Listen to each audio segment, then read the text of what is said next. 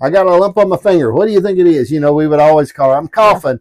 And I thought about, and this is what I run into. And I've seen a good doctor for years. She was an internist and really a good, but I didn't know if she really knew me. Right. And I wasn't sure if she really cared. Okay. Yeah. And I wasn't really sure if she really cared that much. And I guess the nail in the coffin was this. I had a trouble with my Medicare and my hospitalization. One said one was a primary. One said this one was a primary. The other said this one was a primary. Mm-hmm. So they got to arguing backwards and forwards. When I knew who was supposed to be the primary. So they didn't pay the bill where I made the hospital visit. Mm-hmm. So I left out and went on my normal time schedule. When I got there, they said, well, she can't see you today because we don't have your bill straightened out, which I know everybody's got to make money. Don't get me wrong. I'm not having a problem with that. I know that. But I thought, well, now, what if I was sick?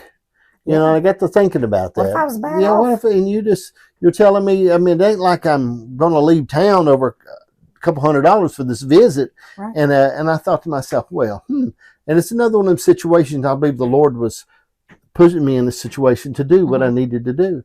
But when I changed over to this nurse practitioner, she really is good with me. She's better than any doctor I've ever had. Yeah, and I think that is something that we see a lot. It's not that doctors don't want to be caring, but they're not the ones that are there all day long. Right. You know, they come in and make their rounds or see you in the office and then you leave.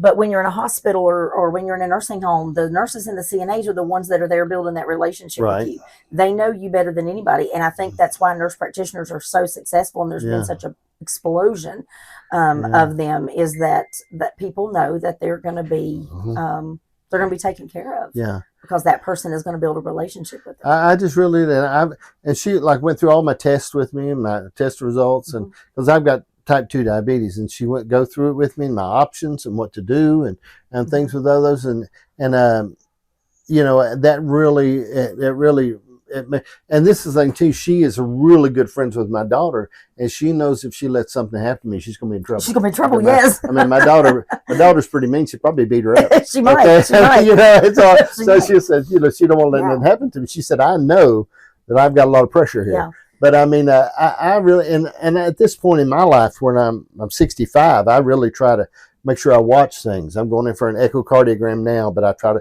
watch things and look at things and because I don't want to get up one day and say, because I've had family in my life, I know that have had different high blood and sugar and have things, but never took care of it. Yeah.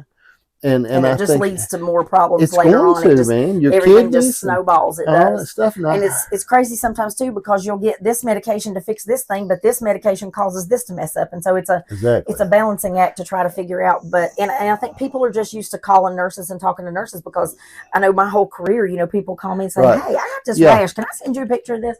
And tell me what you think it is. And we're just used to being able to do that. Right. And I think doctors would love to be able to spend more time with patients, but I think the way insurance DRGs and things are, they really just can't. They've got to do this one, and then they've got to try to go to this one, and they've got to try to get to this one. And I think they do the best they can. Yeah, it's hard to do. It's just different. But you know, nurses are there with you 12 hours for a shift, and so they're there with you the whole time. Yeah, and it's just easier for them to build a relationship. You know, I was on the Ozempic for.